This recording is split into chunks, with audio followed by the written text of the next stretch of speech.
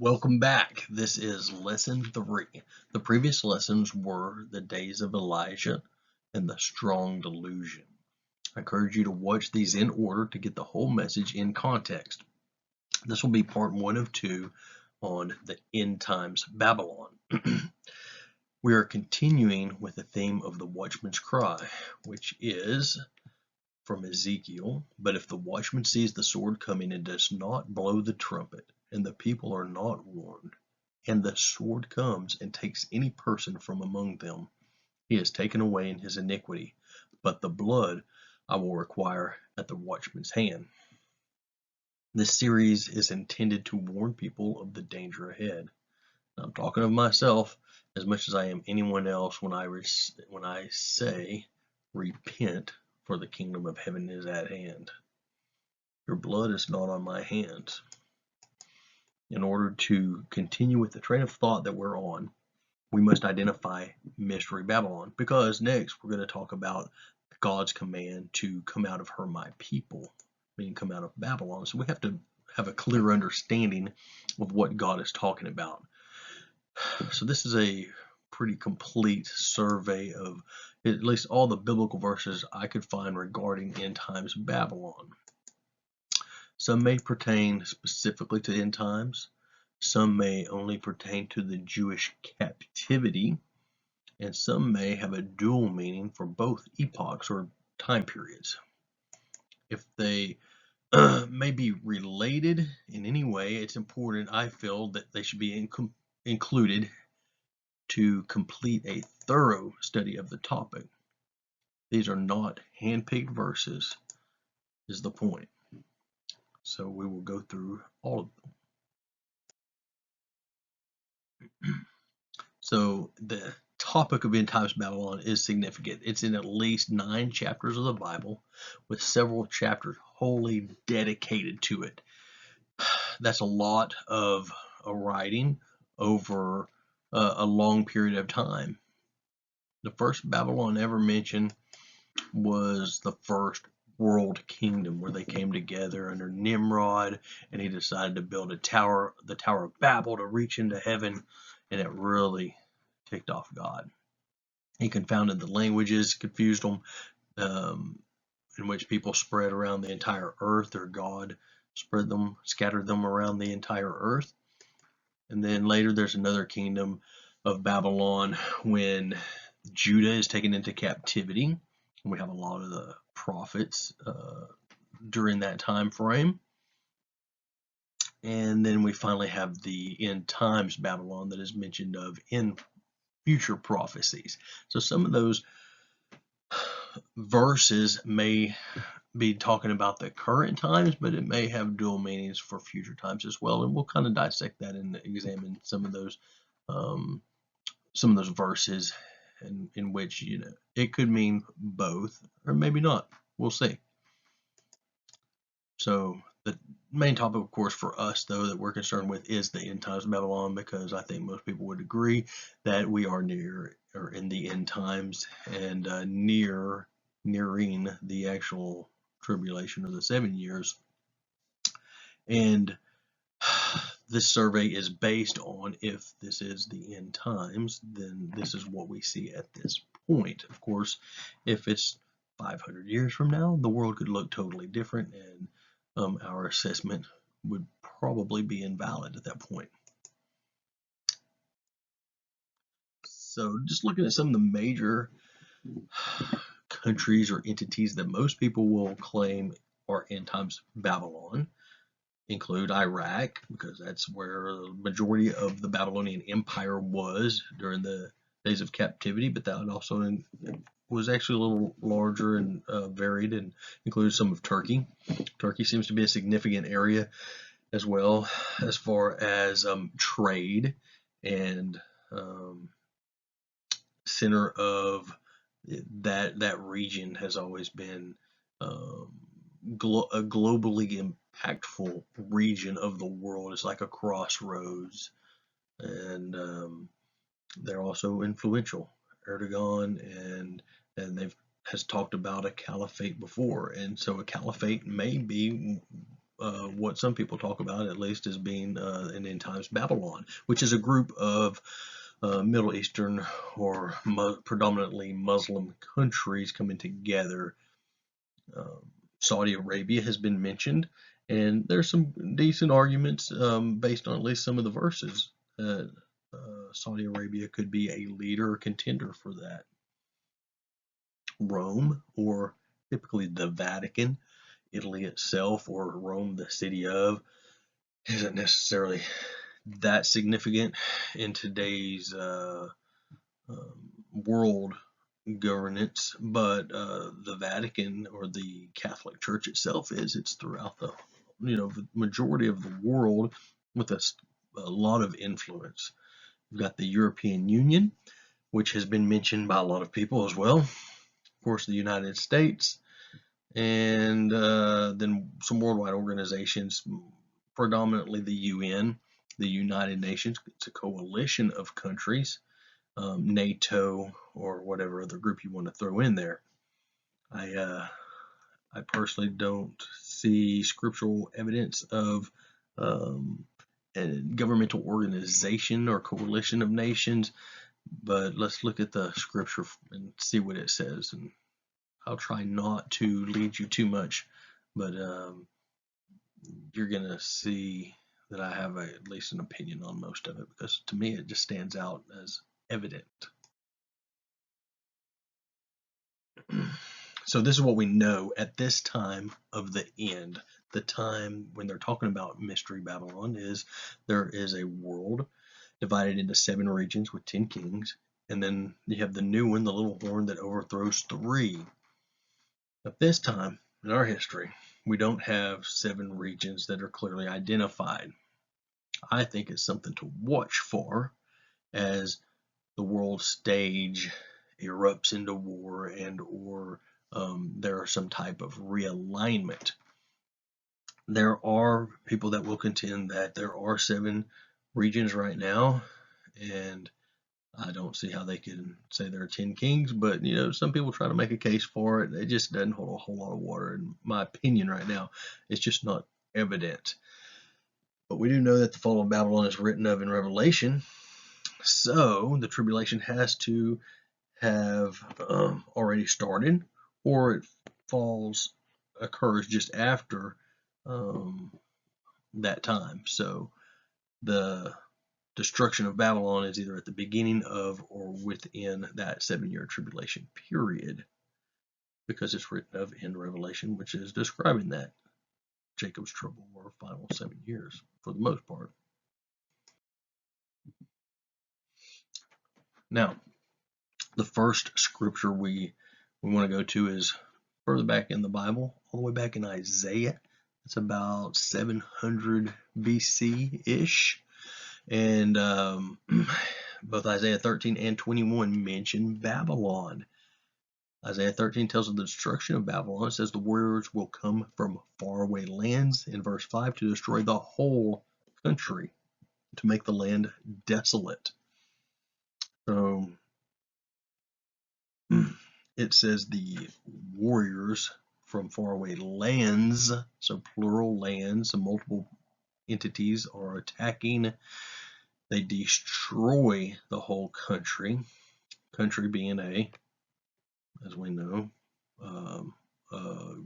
governmental entity and group of people and geographical location, to make the land desolate, meaning no one's there anymore. Everybody's killed off.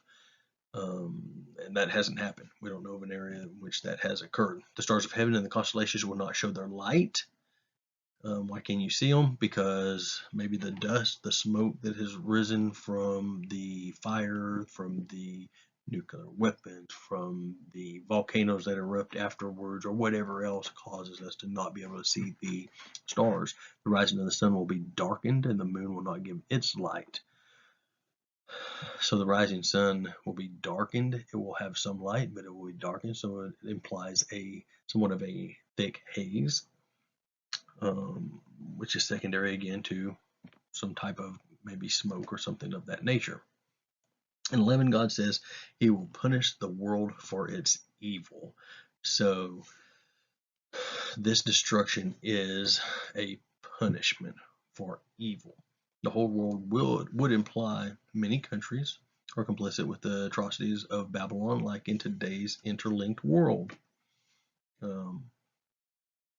I will make the heavens tremble and the earth shake from its place at the wrath of the Lord Almighty in the day of his burning anger. So the destruction is so significant that it literally shakes the world. Is it a literal shake, or is it figuratively in that maybe economic impacts throughout the world? You can look at it more than one way. I take it as a literal shaking, but it may not be. Babylon will be overthrown by God like Sodom and Gomorrah. She will never be inhabited or lived in throughout all generations. This can obviously only point to the end times Babylon, because it has to be utterly destroyed, like it mentioned in an earlier verse. Desolate, verse 9, utterly destroyed, not inhabited, and destroyed like Sodom and Gomorrah, which was completely destroyed by brimstone and fire, burning sulfur, just complete annihilation, as in the structures, the people, the animals, everything was totally destroyed. It was left as dirt or sand or maybe a sheet of glass. I don't know, but completely destroyed.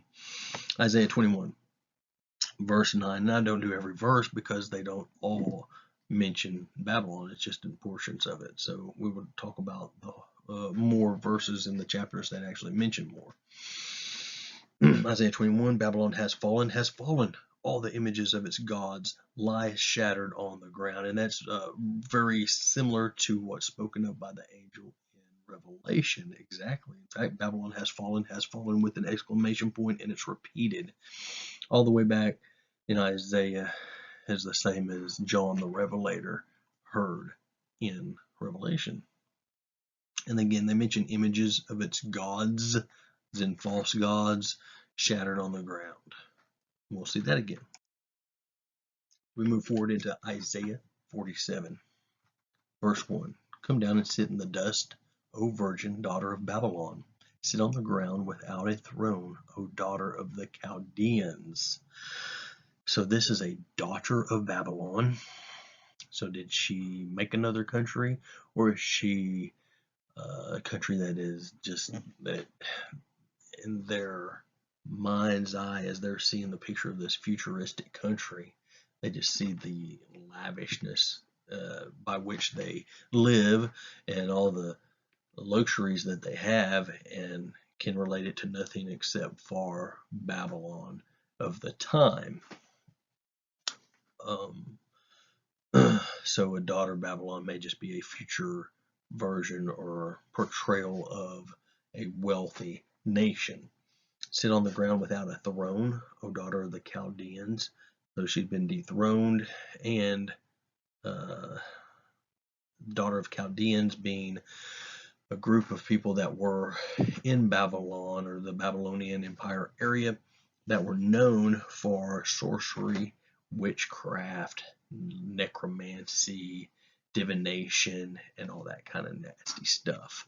So typically, if you hear something about Chaldeans, that's the association that the writer is trying to make. 8 through 9 and 11. 8 through 9. You say to yourself, I am, and there is none besides me. I will never be a widow or suffer the loss of children. Both of these will overtake you in a moment, on a single day, loss of children and widowhood. So that speaks of pride. I am, and there is none beside me.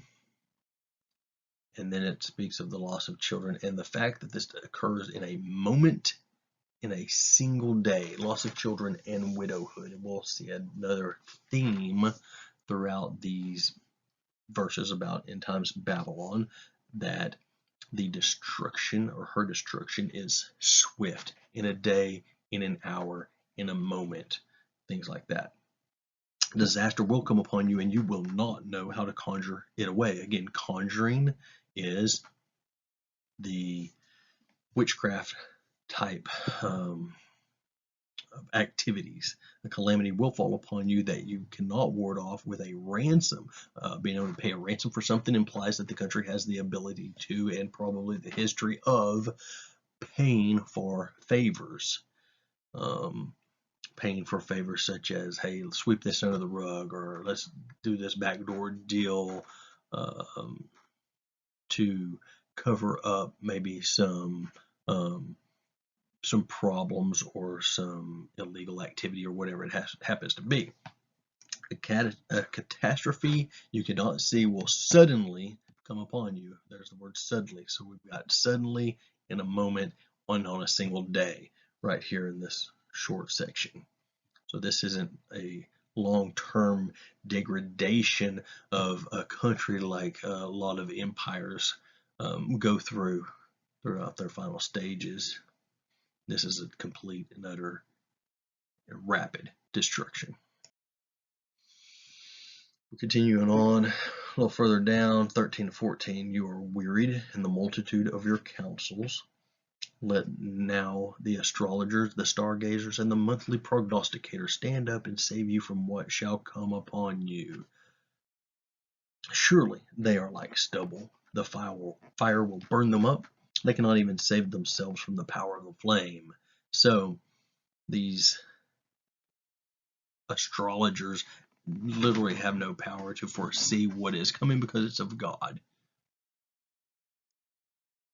This chapter may sound like the Persians defeating the old Babylon in a way when you read Isaiah 48, but there's a few things that indicate a little bit otherwise. So let's look at verse 14 to 15, and it may be both. It may at the beginning be it may be considering the Babylon of the time, and then a couple verses though are kind of imply the futuristic. For example, the Lord's ally will carry out his chosen purpose against Babylon. His arm will be against the Babylonians.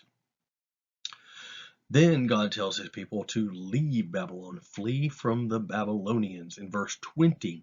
So if he's telling them to leave Babylon, exclamation point, and flee from them, that's the future tense escape, because the Jews were allowed to leave. They were given permission. They didn't have to flee. They didn't have to rush. They gathered their stuff and they left, but they were not fleeing. They were literally departing with permission. Now getting into Jeremiah 50 and 51, and that will conclude part 1. Jeremiah 50 and 51 are very long and extensive. You need to read them for yourself as well as all these chapters. But we'll conclude part 2 with revelation and statistics and figures and graphs and various things that are going to drive some points home, which I think is probably the best part of the whole presentation. But we will not be complete unless we actually go through all the verses, and so I'm covering all the verses that have a description in them. I'm not going to write every single verse or read every verse. So starting with verse 2, I highlight what I see as some type of description or indicator that could help us identify who, where Babylon is. So they're talking about Bel is confounded, Merodach or Moloch is broken into pieces, which are idols that go back to the Old Testament. And a lot of people think, oh, we don't worship those old idols anymore, when in fact I think we do in a certain way. If you do any research into the occult, you will identify that every abortion is considered to be a sacrifice to Baal or Moloch, because the people that still to this day worship Baal and Moloch have unfortunately some really high-ranking positions within the U.S. and world governments. And they find things like that, such as babies being murdered, to be a source of power to them, is what they consider. So they worship Satan. And when the U.S. legalized abortion and have committed over 60 million since then, the rest of the world followed in suit. So not only has the United States murdered tens of millions of babies, we made the rest of the world follow us or drunk on the wine that we provided, because the rest of the world, believe it or not, they actually do follow the United States in many ways. Verse 3, we see that a nation attacks from the north, and 7, an assembly of nations from the north country. So being attacked from the north, old Babylon, when the Persians came in, they came from the east, but they came around the north and dipped down. So it was somewhat from the north. So it could be talking about that, but it was not an assembly of nations. It was a nation. So it sounds more like at least verse 7 is talking about futuristic Babylon being attacked by an assembly of nations, or what today we typically call a coalition. Because you were glad, because you rejoiced, O ye destroyers of mine heritage, because you are grown fat as the heifers at grass and bellow as bulls. So we've got some things, destroyers, and we also have fat as heifers. So fat, lazy, who in the world is described as fat more so than one country that I can think of, and destroyers of mine heritage. I don't know. I think a lot of our manipulation of the scripture and our teaching is somewhat of a destruction of God's heritage. We tend to teach cheap grace, cheap salvation, say a few words and you're good to go, and it doesn't matter how you live.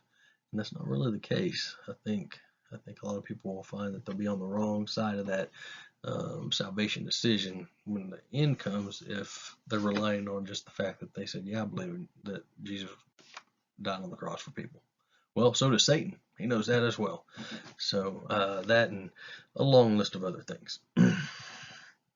So your mother shall be sore confounded, so that, or she that bare you shall be ashamed. So what country was born from a mother? And also the hindermost of nations shall be a wilderness, dry land, and a desert. The hindermost, meaning the last nation. What nation has a mother and is the last of the nations? Well, in excluding Sudan, splitting with South Sudan and or Vietnam and the North and South Vietnamese, North and South Korea, and some splits, the last nation founded that I am aware of is the United States. And the United States was born of England. England stuck some colonies here, and we paid taxes to England. We were part of England. We were connected like an umbilical cord. We sent them tobacco and supplies, and they sent people and protection and soldiers, and it was a back and forth thing. We're just a tiny little low speck of it. New England, right? Isn't that what it's called? And some small colonies, and they grew and grew and grew. And at some point, they said, "Hey, we're going to be our own country. We're not going to have all this taxation without representation," and cut the umbilical cord. Had the American Revolution, and bam, new country, fully birthed. But it came from another country. No other country that I know of can say that. The hammer of the whole earth. The hammer of the whole earth. Now, we looked in previous episodes at a video that included General Wesley Clark stating something to the effect that America is a hammer, right? He's like, if the only solution or the only tool you have is a hammer, every problem must look like a nail. So that's what we do. Our army is our hammer, and we go around and we beat people into submission and say this is how it's going to be, and that's been our foreign policy for decades. I don't agree with it, but that's the way it has been, and I think most people of the world would agree with that. All right, so for she hath been proud against the Lord, against the Holy One of Israel. Pride, pride, pride. We'll see it multiple times. U.S. is constantly talking about how proud we are. I'm proud to be an American, right? If you listen to the State of the Union addresses by presidents, they say this is what we're doing. We're doing great things. We've got the best this and the best that, and anything that kind of knocks us down a step, well, we're just going to build back stronger, bigger, better. We're coming back. It's we. Look how great we are. It's never look what God has blessed us with, because we've gotten on our knees and we've humbled ourselves and we've petitioned God to support us and show us favor in these areas. God has blessed us. That's not what you hear. So I think for that, we deserve a little bit of destruction. Behold, I am against thee, O thou most proud. 32, proud.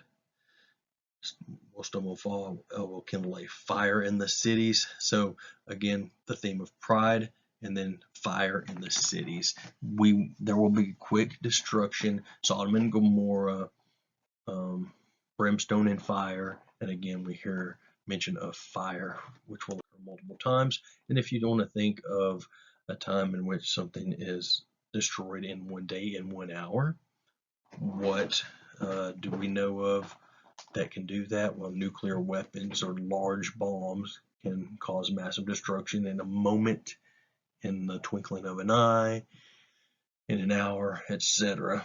And it involves fire. Okay, we get to verse 37, all the mingled people that are in the midst of her. So there are plenty of countries that have a mingling of different types of people, but I don't really know of any that has a more diverse population than the United States. Americans are really a group of just all kinds of people from all over the world. A drought is upon her waters, and they shall be dried up, for it is the land of graven images. Like, well, we don't. A lot of people are going to dispute that, but if you do again some research into pagan religions and how a lot of our holidays actually have a lot of pagan roots, it would be a valid conclusion that not just statues of Satan, but even things like the Christmas tree, the Easter bunny, painted eggs, Ash Wednesday cross, Mother Mary images, etc., all that kind of stuff are actually graven images if you do the research and identify that those have pagan roots and actually detract away from the saving grace of Jesus Christ in a way. And I know I'm not going to convince everybody of that, so do your own research, but I suggest that if nothing else, this at least stimulates you to do your own research. Again, in 42, we see, O daughter of Babylon. So again, a daughter is being mentioned just like back in Isaiah. Now we get to 51, one more long chapter, and then we'll take a break, and then we get back to some more and very definitive descriptions in some future chapters. All right, Babylon hath been a golden cup in the Lord's hand that made all the earth drunken. The nations have drunken of her wine, therefore the nations are mad. The Mayflower Compact, if you go to that and you read it, it's a group of Puritans or pilgrims, and they're coming over in their ship, the Mayflower, and they like, hey, before we land on the dirt, I know everybody wants to get over there, we're gonna put our signature to this and say we are dedicating our lives to religious freedom in the name of God, that we're going to do the best we can and live uprightly and all that great stuff in a synopsis.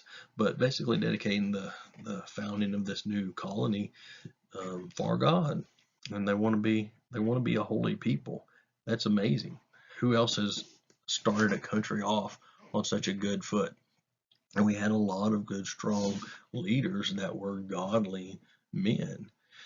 So we were a golden cup in the Lord's hand. We've done a lot worldwide as far as missions and supporting, the poor, feeding the hungry, clothing the naked, and just helping people out, right? But at some point, we've turned to making the entire earth drunken of our wine. Our wine is bad fruit. It's the thing, sin. It's synonymous with sin, like pornography, that we exported to the entire rest of the world, and abortion and all these other things. Lying, cheating, stealing. Again, against him that bendeth, let the archer bend his bow, and against him that lifteth himself up in his brigandine, and spare ye not her young men, destroy ye utterly all her host. Who is him that bendeth? Not sure. Lifteth himself up is prideful. So I can't really tell you him that bendeth, who that might be. I'm not sure. But again, we have pride here, and we know we've seen that a lot. If you ask people, did a little survey around the world, who's the most prideful nation? I think the vast majority of those would pick one nation pretty quickly and easily as being the most prideful. We would have healed Babylon, but she is not healed. Forsake her, and let us go, everyone into his own country, for her judgment reacheth unto heaven, and is lifted up even to the skies. Her judgment, well, it's most likely again that smoke, fire, explosions of the destruction, the sudden destruction. So the aftermath. Her judgment reaches unto heaven. We would have healed Babylon, but she is not healed. So we tried to heal her. We pray, but you know what? This is something we can't pray away. This is in too many verses of the Bible. It's set in stone, basically. O thou that dwellest upon many waters, abundant in treasures, thine end is come in the measure of thy covetousness. So, dwells upon many waters. There's that cuts out all the Middle Eastern countries. It takes away the Vatican because, I mean, if you're looking at waters as being nations and peoples, okay, the Catholic Church could be involved, could fit that description. That's true. If you're looking at nations themselves, Rome definitely not. I mean, granted, there's some water around Italy, and right, the boots kicking water basically. So there's a lot of coastline, but the Vatican is really what it's talking about, not so much Rome, the city of, but the Vatican, and the Vatican itself is a small inland city, basically of its own, or nation of its own. So, and again, I say it's a nation. I don't think it's an entity, and I don't think it's a coalition. So Iraq, Saudi Arabia, Turkey, all those are kind of like gone. We talk about dwellest upon many waters. Who are your other major contenders? Well, one that I can think of is the United States still. So you've got the East Coast, you've got the West Coast, you've got the Gulf Coast to the south, and then you've got the Great Lakes to the northeast. And that's what 3/4 of the perimeter of the entire country is some type of coastline or waterline, plus the abundant lakes and rivers throughout. She sits upon many waters. And if you're talking about people, again, just like before, if waters are related to peoples and groups and nations and tongues, then we have more of those than virtually any other country as well. There may be another country that's a little more diverse. I'm not sure what it is, but when you take the evidence of these verses as a whole, virtually every bold print that we found points to one country, whereas one or two may point to this one or that one. There's nothing that stands out head and shoulders above the rest except one country that I can identify personally. hid the former of all things, similar to hindermost of nations as found in Jeremiah 50. The portion of Jacob is not like them, for he is the former of all things, and Israel is the rod of his inheritance. The Lord of hosts is his name. Thou art my battle axe and weapons of war. I'm not sure who that is, but if it's referring to Babylon as a battle axe and weapon of war, U.S. has dominated militarily more than any other nation in the last several decades. Again, O destroying mountain, which destroys all the earth, is talking about the same thing.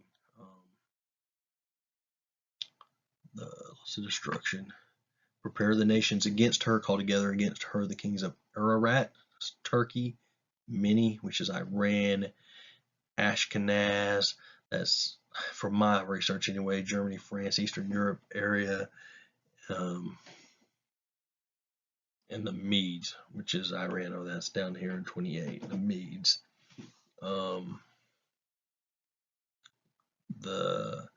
So if you're setting up these against Babylon, that means these can't be Babylon. So again, we're excluding Turkey, we're Iran, Germany, France, Eastern European countries, which is EU, unless the EU splits and part takes on the other, UN. So again, I think it's things that we can identify that we can exclude, not include necessarily, because these are the attackers. All right, and the land shall tremble in sorrow, for every purpose of the Lord shall be performed against Babylon to make the land of Babylon a desolation without an inhabitant. So the land of Babylon is not a political entity, a religious entity, or anything else. It is a land, according to Jeremiah 51:29. The sea is come up upon Babylon. She is covered with the multitude of the waves thereof. Well, if the sea is going to come upon her and cover her, she must be near the sea. So, again, that can exclude certain nations and include only a couple. All right. Here's another one. I will punish Bel in Babylon. So again, you've got this false god that is worshipped there, and the nations shall not flow together any more unto him. The wall of Babylon shall fall. The nations shall not flow together any more unto him.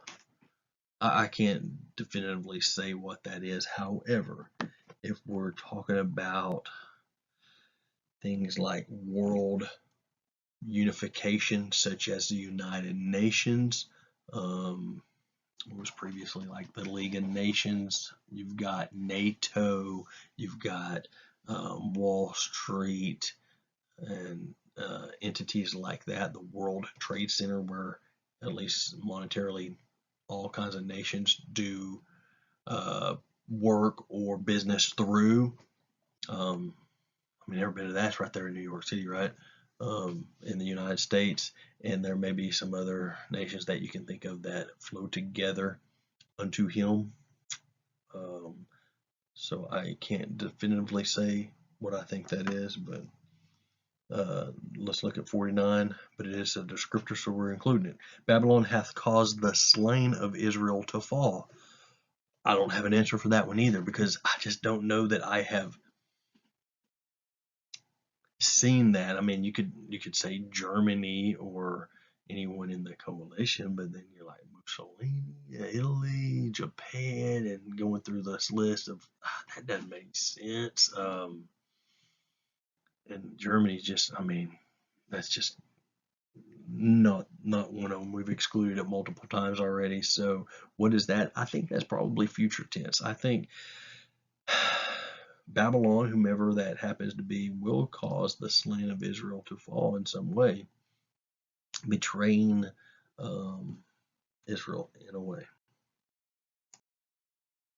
And though Babylon should mount up to heaven, and though thou though she should fortify the height of her strength, yet from me shall spoilers come unto her, saith the Lord. Again, I don't know exactly what this one is. That's why I don't have two categories, because I don't really know what it describes. Mount up to heaven. I mean, could it be airplanes? Is it space shuttles? Is it satellites? Is it what is it? And I just don't know. All right, this is a break for part one. We're concluding this part, and I will see you again for part two.